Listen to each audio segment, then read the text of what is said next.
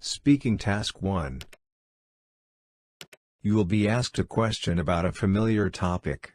You will then have 15 seconds to prepare your response, and 45 seconds to speak. Some people believe that television has a negative impact on children and should be avoided. Others feel that television is one of many ways a child can learn. Which do you believe?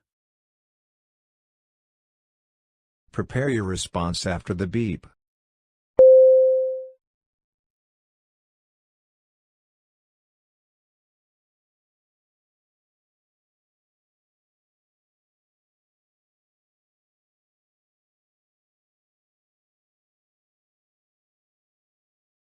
Start speaking after the beep. I believe that television can both have positive and negative impacts on children, so it should not be fully avoided but instead managed correctly. Television offers a variety of educational programs that can help a child learn about different things like animals, different countries, and even basic life skills. These shows can improve a child's knowledge and also get them curious about the world. Additionally, TV can also help kids learn new languages. However, too much television can lead to less social interaction, physical activity, and it may also expose kids to inappropriate content. That's why it's important for parents to monitor what their kids are watching. In short, when used wisely, television can be a learning tool for children. Speaking Task 2. You will read a short paragraph and then listen to a conversation between two people. You will have 50 seconds to read the paragraph.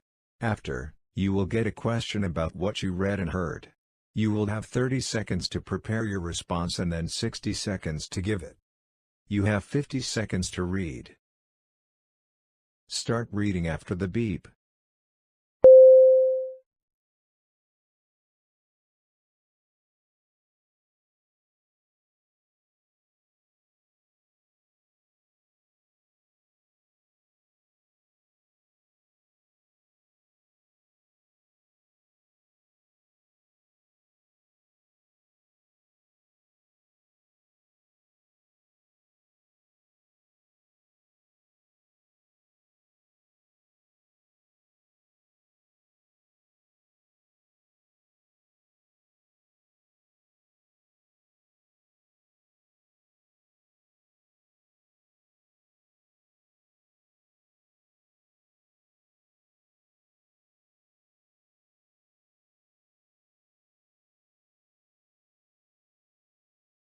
Now listen to the conversation between two people. Hey Adam, what's new? Not much. I just finished reading this letter in the paper. Oh, Tamara's? Yeah, that's the one. What did you think? I completely disagree with her. I don't think there's anything wrong with the library. Well, it does get backed up sometimes. Only for an hour or so, and that's right after class is let out. The rest of the time, it is completely empty. If some students could just wait until later, they could get help no problem, and the librarians wouldn't get so far behind. That's the only reason it seems so busy. Yeah, I suppose you're right. And I can't believe she thinks that the student workers in the library don't know what they're doing. I know a few of them, and I think that they actually know more than the librarians. One time, I needed to find something online for class, and the librarian working didn't know what I was talking about. However, the student worker helped me find it, print it, and I turned it in no problem. Well, if that's the case, even more librarians probably wouldn't help then. Exactly. I hope the school doesn't take her letter seriously. The man expresses his opinion on the increase in library staff. State his opinion and explain the reasons he gives for holding that opinion. Prepare your response after the beep.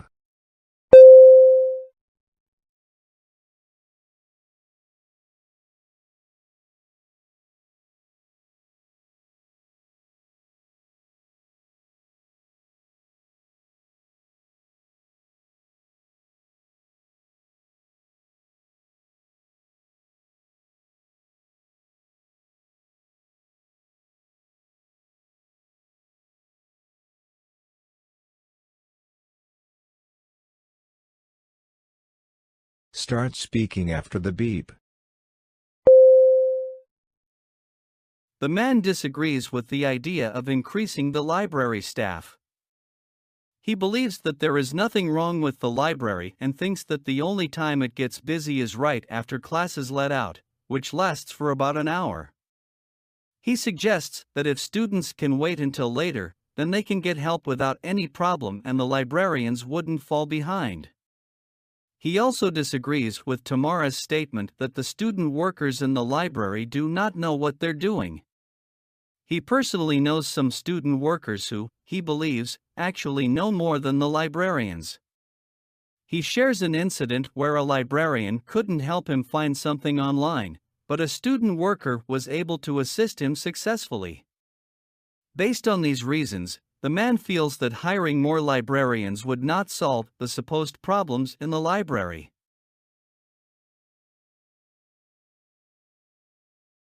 Speaking Task 3. You will read a short paragraph about an academic topic, then listen to a lecture about it. You will have 50 seconds to read the paragraph. After, you will get a question about what you read and heard. You will have 30 seconds to prepare your response and then 60 seconds to give it. You have 50 seconds to read. Start reading after the beep.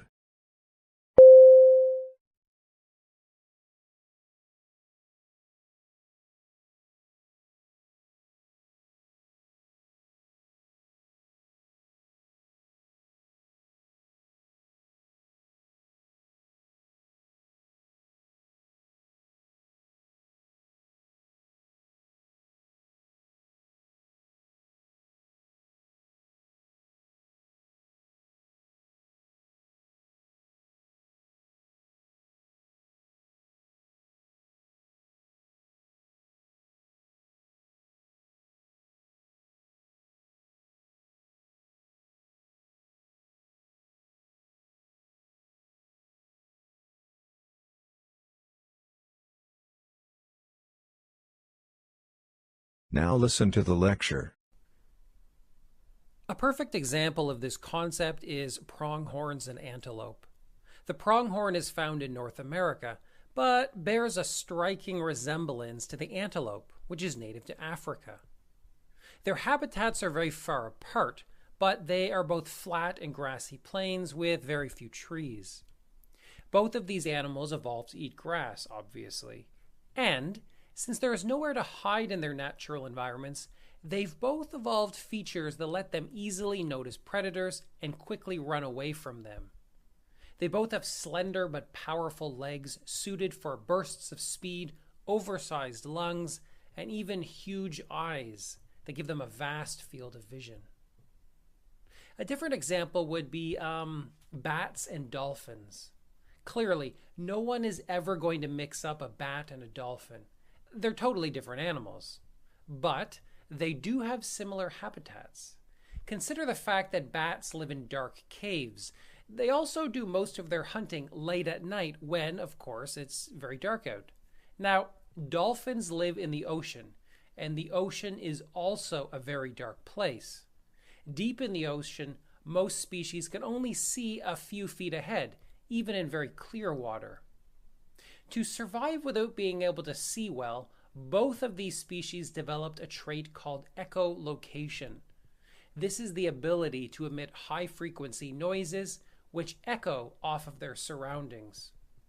They both listen for the echoes of the noises to locate objects in the environment. Using the examples from the lecture, explain the concept of convergent evolution. Prepare your response after the beep.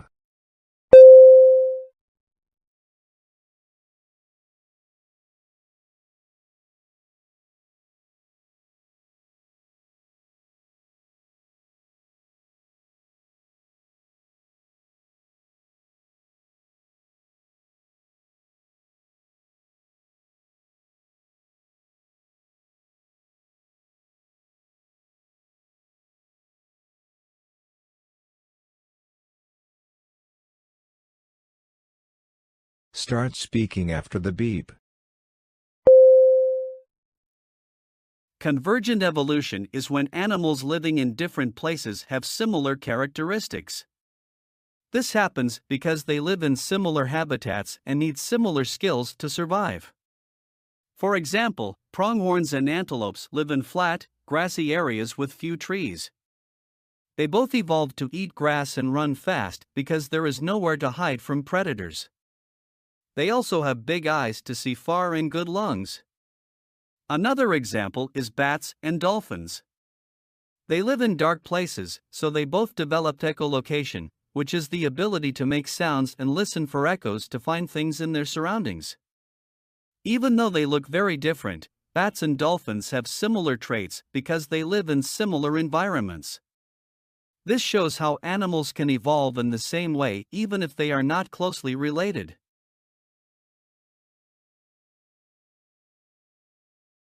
You will listen to a lecture about an academic topic. After, you will get a question about what you heard. You will have 20 seconds to prepare your response and then 60 seconds to give it. Now listen to the lecture. Realism is an artistic and literary movement that emerged in the 19th century as a reaction to earlier art forms, idealistic and romantic tendencies. Realism sought to depict the world as it is, with all of its flaws and imperfections, rather than as it should be in some idealized vision. In this context, the individual played an important role in realism, which sought to capture the human experience in a more realistic and truthful manner. Realist writers were interested in delving into their characters' internal lives, revealing their thoughts, feelings, and motivations in novel ways. Realism was concerned not only with representing the external world, but also with representing the internal world of humans. Individuals, according to realists, are shaped by their surroundings, and their experiences are influenced by the social, economic, and political forces of their time. As a result, the individual in realism was viewed as a product of their environment rather than an isolated entity. Realists wanted to depict the human condition in all of its complexities, which necessitated a focus on the individual as a distinct and multifaceted character. Realist characters, unlike the one-dimensional characters of romantic literature, were not defined by a single trait or quality. They were instead depicted as complex individuals with conflicting emotions, motivations, and desires. Realists were interested in delving into their characters' internal lives, revealing their thoughts, feelings, and motivations in novel ways. What did realism try to depict? Include points and examples from the lecture. Prepare your response after the beep.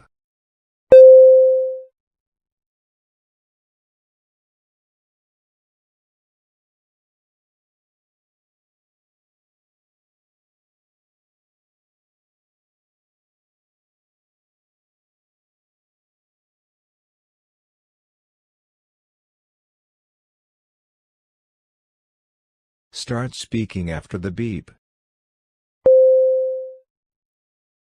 Realism tried to depict the world as it truly is, without idealizing or romanticizing it. Instead of presenting an idealized vision of the world, realism aimed to show the flaws and imperfections of reality. Realists focused on the individual and sought to capture the complexity of the human experience. They wanted to delve into the internal lives of their characters, revealing their thoughts, emotions, and motivations in unique ways. Unlike the one-dimensional characters of romantic literature, realist characters were depicted as multifaceted and complex. They had conflicting emotions, motivations, and desires. Realism also recognized that individuals are shaped by their surroundings and influenced by social, economic, and political forces. In summary, realism aimed to depict the true complexities of the human condition.